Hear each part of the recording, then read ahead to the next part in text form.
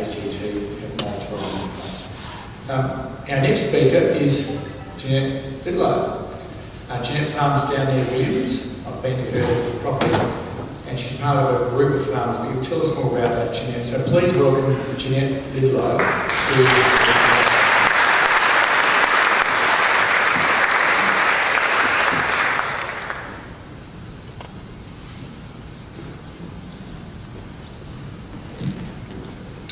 Feel amongst friends.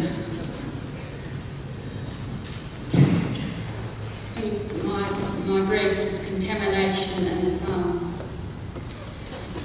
I can't find anywhere in my mind or my heart or my soul find a place for GM crops or GM food. Definitely not a paddock GM canola. Just the very thought of GM seed is a contaminant to me. Just the thought bubble is a contaminant. To explain that, I'll use the words of Thomas Merton, the American spiritualist, who said the universe is a living, self-creating mystery of which we are all a part. I can't divorce myself from that living environment that sustains me. Perhaps the only way that one could ignore that intimate connection between ourselves and the ecosphere is to perhaps objectify the world. And perhaps you could take a fish gene, put it in a tomato or a nut gene and put it in a banana, or bacteria DNA and put it into a canola plant. But as Merton reminds us, there is no reality separate from ourselves. So we're contaminating ourselves, the beautiful harmony, the beautiful balance of nature.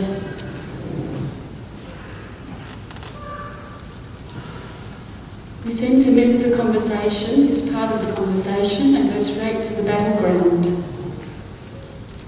It's not for want of trying. Had GeneFX, Network of Concerned Farmers, Organics, Match, all sorts of groups initiating a conversation with farmers, with policymakers, with government, seeming to fall on deaf ears for 15 years. We've heard about the contaminants, the scientists' enthusiasm to create the contaminants, the regulators' rubber stamping of it, the politicians' speed to enact it, the corporates' right to patent it, and then the farmers' right to grow the contaminant. But it remains a contaminant. It doesn't belong in our natural world. So, on the farm, dealing with the contaminant.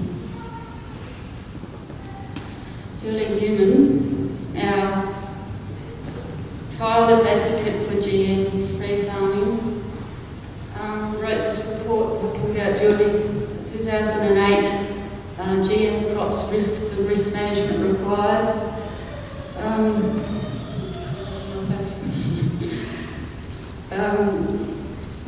So outlining the risk, the impossibilities of coexistence and segregation in the farm. Always it's the GM-free farmer at risk. Bob Phelps and the GM-free Alliance, with others, prepared the principles for farmer protected legislation to address this imbalance and put onus back on the corporates, the government and the GM growers, suggesting they pay into a fund to compensate and support the non-GM grower who's at risk.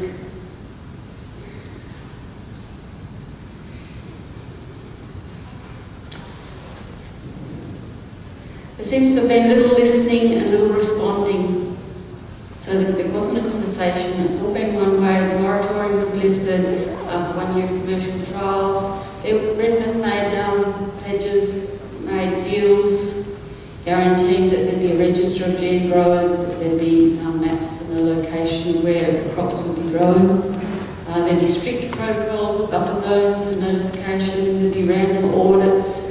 We'd been able to have GM-free zones for marketing purposes. But basically, little of that was done, and it's been open, it's pretty well open slather from day one after those commercial trials. Basically, the rules were reversed and nothing put into their place with this new technology. Can I tell you a nice little story now? It's about a group of 200 women in Japan 50 years ago who wanted an alternative way of life, away from mass production, mass consumer, mass waste, mass pollution. And they formed a not-for-profit cooperative, and today there's 350,000 members spread right through the 21 prefectures of Japan, and turns over, I was going to say 86 billion, but it's 86 billion yen, which is $1 billion of produce annually. It's the Sakatsu Club, and members come to Williams every year to meet farmers and to establish a relationship with us, paddock to plate type. And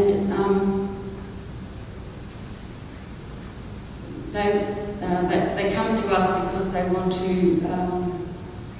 source GM-free canola for their GM-free canola oil, which is labelled in Japan, a little bit like Australia, to label. So they want GM-free canola from us, but not with a 0.5 or a 0.9 contaminant that the CBH allows. The Sakatsu members are very concerned about contamination, and they regularly survey sites in Japan.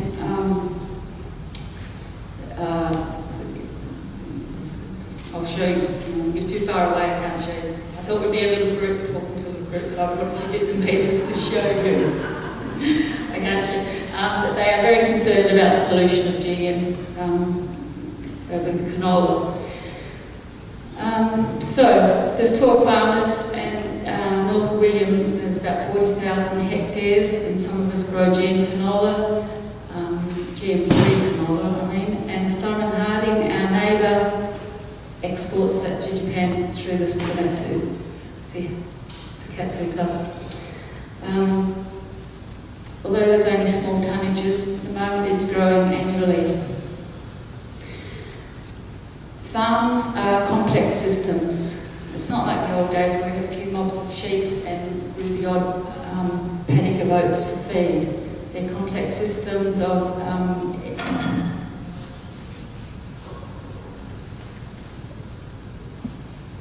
different property and livestock enterprises, and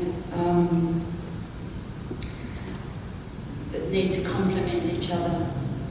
They require different paddock rotations, different management practices.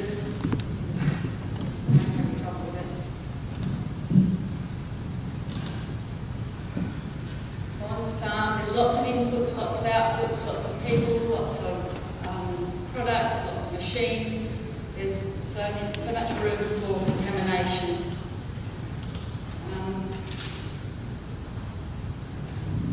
We've all seen canola.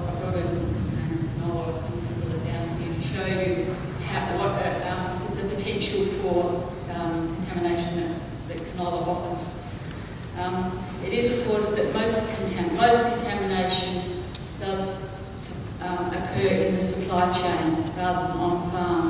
Obviously not the case with Steve and others that where it's happened. When I say contamination, I mean anywhere where GM seeds should not be. On the farm, in the rivers, in the environment, on the roads, in the livestock, in the food chain. So, as the crop is growing, we've got all the potential for wind, rain, pollen, animals move it. As it's handled with contractors, freight, storage. So lots of challenges providing GM-free canola.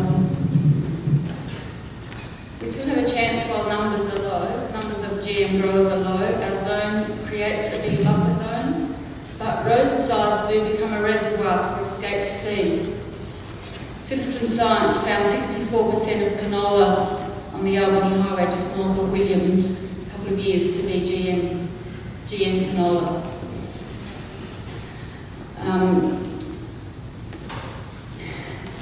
It's a worry that there's no regulation about feeding GM stubble to livestock or baling it to sell it as pellets to feedlotters. So it's moving through the food chain in so many ways. Our food is being contaminated continuously. Some contamination incidents are well publicised, but others are happening everywhere, all of the time. Thank God we've got brave people like Steve and Sue who are prepared to risk everything for standing up for what's right. Let's pray that justice prevails in the court. I'll finish with the words from that passionate environmentalist and beautiful poet, Jeremy Hopkins, who, on railing against the devastation of the Industrial Revolution and the pollution, he says, "For all this, nature is never spent. There lives the dearest freshness deep down things." I'm just hoping genetic engineering hasn't undone that freshness.